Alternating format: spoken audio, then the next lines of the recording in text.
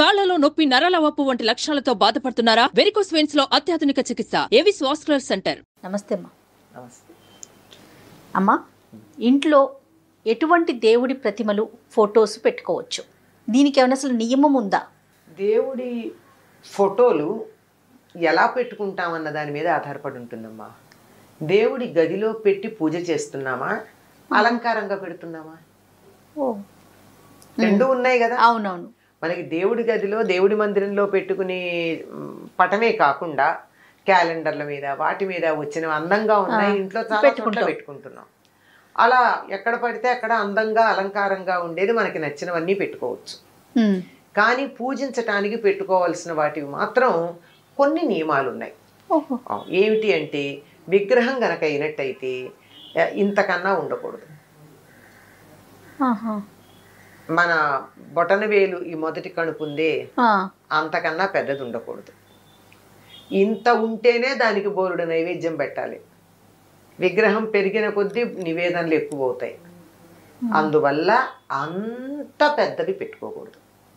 చిన్న చిన్నవి ఉండొచ్చు, పైగా బోలుగా ఉండకూడదు, సాలిడ్గా ఉండాలి ఏది పెట్టుకున్నా. ఇప్పుడు వెండివి అవి ఎలా ఉంటాయి, పైన రేకుండి లోపల ఖాళీ ఉండి అట్లాంటివి పూజకి పనికిరావు. అలంకారంగా పెట్టుకోవచ్చు. ఇప్పుడు షోకేసుల్లో పెట్టుకోవచ్చండి. కృష్ణుడు బొమ్మ చాలా అందంగా ఉంటుంది. ఎన్ని రకాల కృష్ణుళ్ళు ఉన్నారో, వినాయకుడివి ఎన్ని రకాలు ఉంటాయో అవన్నీ అందంగా ఉంటాయి. నృత్య గణపతి, సంగీత గణపతి, ఇలాంటివి ఇవన్నీ అందంగా ఉంటాయని చెప్పి ఇంట్లో అలంకారంగా గోడల మీద కానీ షోకేసుల్లో కానీ పెట్టుకుంటే అసలు వాటికి ఎటువంటి తప్పు లేదు, ఏమీ లేదు. కానీ పూజ చేయడానికి పెట్టుకునేటప్పుడు మాత్రం బోలుగా ఉన్న విగ్రహాలు పనికిరావు. పెద్ద విగ్రహాలు ఉంటే నివేదన ఎక్కువ చేయాలి గనక మనలాంటి ఇళ్లలో పెట్టుకోవడం అంత శ్రేయస్కరం కాదు. అమ్మ, మట్టివి దొరుకుతాయి కదా, ఇప్పుడు లక్ష్మీదేవి ప్రతిమలు అలాంటివి మట్టితో చేసినవి ఉంటాయి. అవి కూడా, దానికి కూడా లెక్క ఉందా సైజు?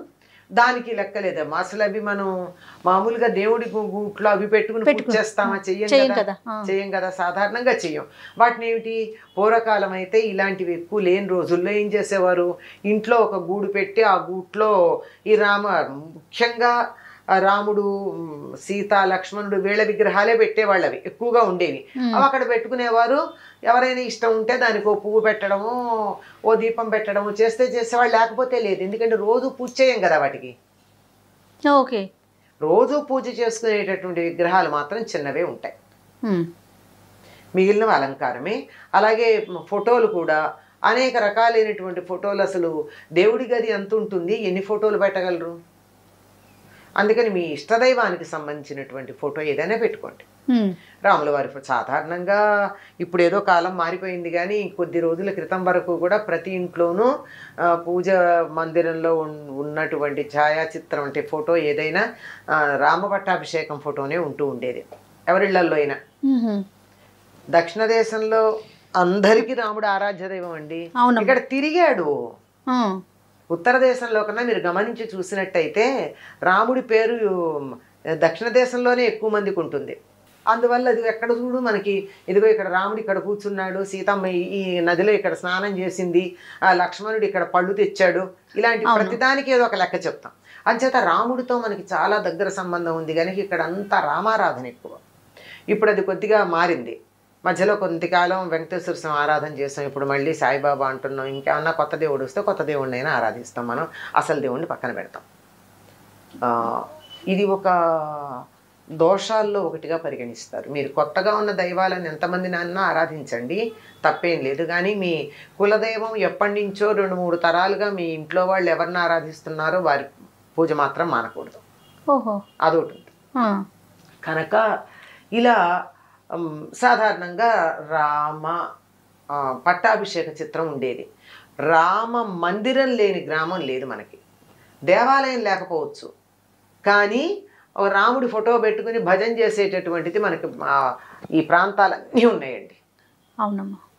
ఎంతంటే ఈ విజయనగరం, శ్రీకాకుళం జిల్లాల్లో నుంచి మలేషియా ప్రాంతానికి కూలీలుగా వెళ్ళినటువంటి వాళ్ళు కూడా ఈనాటికి ఒక దీపం స్తంభం పెట్టుకుని రామభజన చేస్తారు. ఈ రోజు కూడా మనం మానేసాం.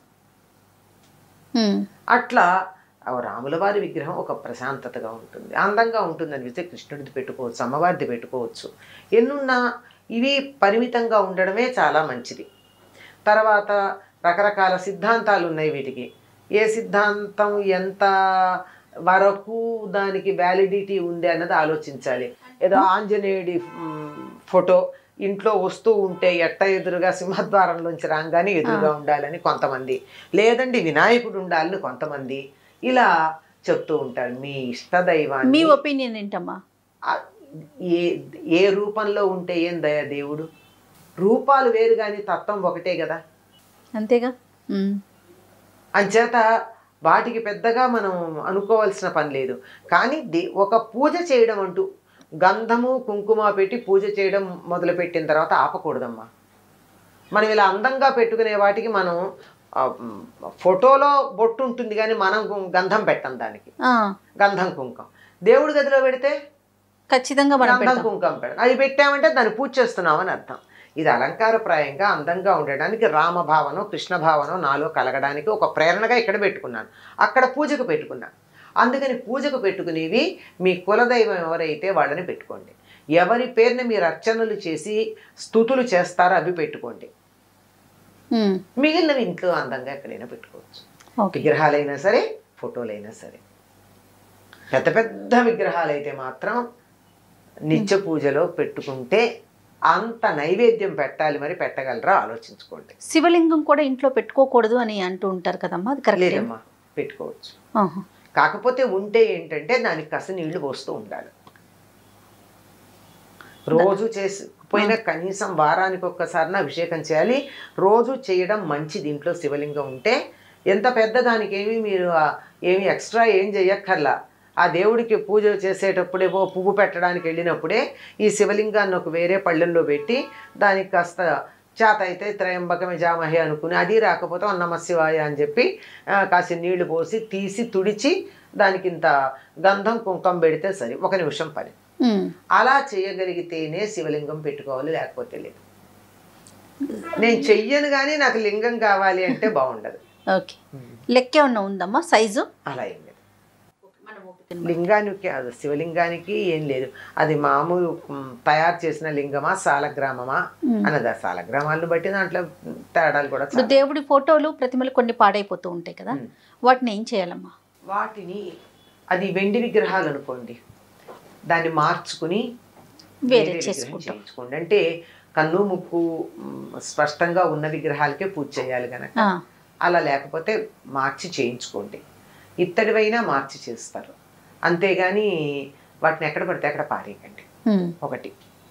ఇంకా ఛాయాచిత్ర ఫోటోలు ఉన్నాయి, ఈ ఫోటోల్ని తీసుకొచ్చి రోడ్ల మీద ఎక్కడ పడితే అక్కడ పారేస్తూ ఉంటారు, చెత్త కుండీల్లో పారేస్తూ ఉంటారు. అది సరైన పద్ధతి. నీ ఫోటో ఎవరైనా పారేస్తే నీకు ఎంత కోపం వస్తుంది? అవును, బాధ కలుగుతుంది కదా. మరి దేవుడిని నువ్వు పూజించే దేవుడి ఫోటోని ఎలా పారేస్తే అది సరైన పద్ధత? దానికో పద్ధతి ఉంది. సో దేవుడి గుళ్ళో వదిలేసి వస్తూ ఉంటారు. ఏం చేయాలి, ఏం చేసుకుంటారు దేవుడి గుళ్ళల్లో వాళ్ళు? అవును. అందుకని వాటికి ఏమిటంటే చక్కగా వాటిని తీసుకుని వెళ్ళి ప్రవహిస్తున్నటువంటి నదిలో వాటిని పూజించి పసుపు కుంకుమ అక్షతలు కుంకుమ మొదలైన పువ్వులు వేసి వాటిని పూజించి వాటిని ప్రవహిస్తున్న నది నీటిలో వదిలిపెట్టడం ఒక పద్ధతి. లేదు నాకు దరిదాపుల్లో ఎక్కడా కూడా నది లేదు, ఏం చెయ్యాలి?